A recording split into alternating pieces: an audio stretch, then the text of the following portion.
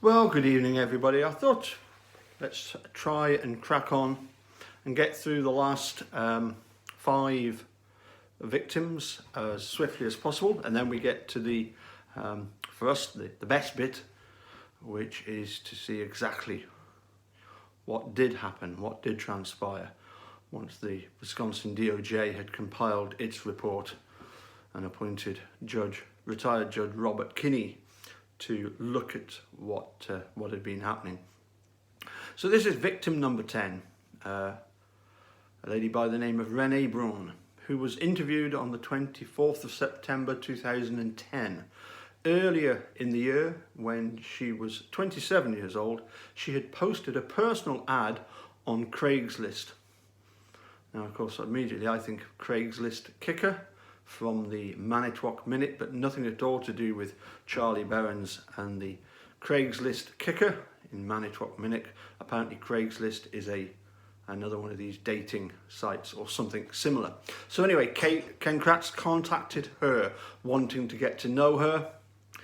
She provided her telephone number. Big mistake, Renee. So the texts start flying in. Messages like, "I will treat you nice. Ken, we know that to be a total lie. You would much rather humiliate, dominate, hurt, do whatever you can to women because you just don't like them." He put that you can be with an older man, we can be good friends. Again, the older man bit, yes. Much older man. Good friends, no. Definitely not. You know, this is one of the things that's very interesting. How many friends have you got, Ken? Yeah, you can count them on the, on the thumb of your right hand. He put, "Do you know who I am?" Was he suffering from amnesia? He wrote, "I am Ken Kratz, the sweaty guy and prize plonker who prosecuted Stephen Avery." He didn't use quite those terms. But, as with Queen Victoria, Renee simply answered that she was not impressed. "You're weird. You're too old. You're as old as my dad." She stopped the texts, but he continued texting her, basically pleading with her to give him a chance. Best thing you ever did, Rennie. Just chuck him out. Everything he says you can throw away. Well, I've heard that before, somewhere or other. Can't remember. Maybe Stacey or no. Now the thing is that throughout all these messages, Kenneth Kratz never mentioned he was married. Well, why would he? He wanted a bit of a fling on the side.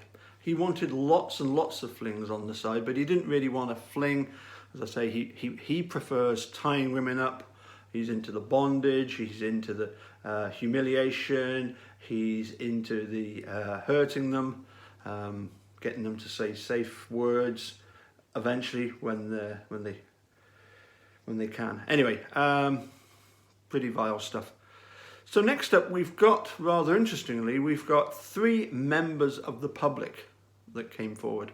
And the first one, these aren't the sexting victims, these are just three in quick succession. One called Lyle Bankart, who wrote, "Has anyone filed a complaint against Ken Kratz? If not, I would like to be named the complainant."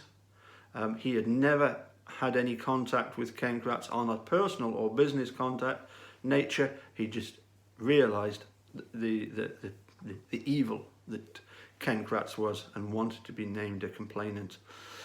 Then we have an anonymous citizen who mentioned that all his information he had received third party. So again, as with Lyle, this is things that he's heard from other people. That around about 2001, that Ken Kratz had inappropriate contact with Assistant District Attorney of Calumet County, Heather Kratz. Apparently he's put his hands on her bottom and whatever. He points out, this anonymous citizen, that Ken Kratz left the La Crosse District Attorney's Office under similar allegations of sexual harassment. But one of the things that particularly peeved this anonymous citizen was an aspect of law, which was that Ken Kratz had made the statement that there was no doubt in his mind that Stephen Avery was guilty. And he pointed out, well, that's actually a violation of judicial rules by stating his personal opinion before the trial, because of course it's up to the jury to decide, not for him to decide in advance for them. Finally, we have an Ed Wenig who questions the prosecution of the Hilbert sex ring that obviously Kratz and Pargel made big play of. They really tried to make this thing much bigger than it was. However, one of the girls involved in it, who was between 15 and 17 at the time, he writes, is now a dancer at a place called Sapphires in the town of Harrison. And apparently it was Ken Kratz that had paid for her to go and get breast implants, breast enlargement. He also goes on, Ed Wenig, goes on to say that his friend's son, who was in prison for having sex with a minor, Ken Kratz had got this minor to really exaggerate the offences of this friend's son in order to, as I say, to secure a more impressive conviction. I say Ken Kratz certainly likes when he's dealing with a story. He likes, as we saw with this press conference, he likes to exaggerate the hell out of everything. He really is, though, as we are seeing with all these victims, he is, to use that term that was explained to me yesterday, a POS. Apparently that's a practitioner of sexting. As I've said before, I believe that it's his character, it's in his DNA. He's as I say, he's developed, as far as I can see, this hatred of women. He just wants to abuse them as much as possible. As I say, it's in his sweaty DNA. He's just a completely horrible person. As I say, going back to thinking about how many people have come forward to support him. Nancy Grace apparently has written the foreword to his book. We don't know how well that's doing, but there's copies of the extra chapter all over the internet. So Ken Kratz will not be getting a penny out of everybody that's reading the nonsense that he's written. As I say, it's just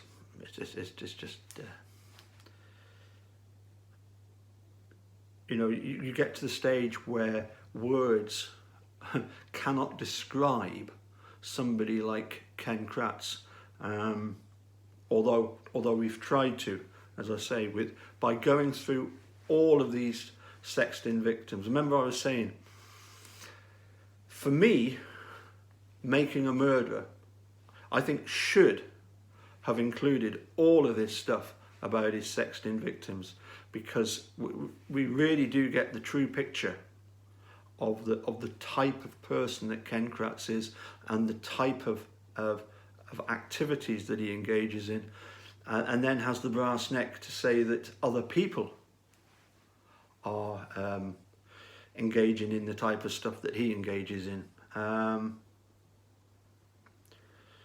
Anyway, we'll leave it at that, and obviously tomorrow will be the 31st. It'll be 14 years since Teresa Halbach went missing. I always use the word she disappeared. We don't know what happened to her. If the blood on the back door of the RAV4, if that really is her, then it would suggest that she's been attacked. If it comes back as being somebody else's, that would certainly explain why Mike Halbach's grieving process, which was, while she was only a missing person, might only have lasted days. By the weekend he could be over it. it makes you wonder, doesn't it? 80 more things, or is it 100 more things, or is it 180 more things? I'm sure that we've got more and more of these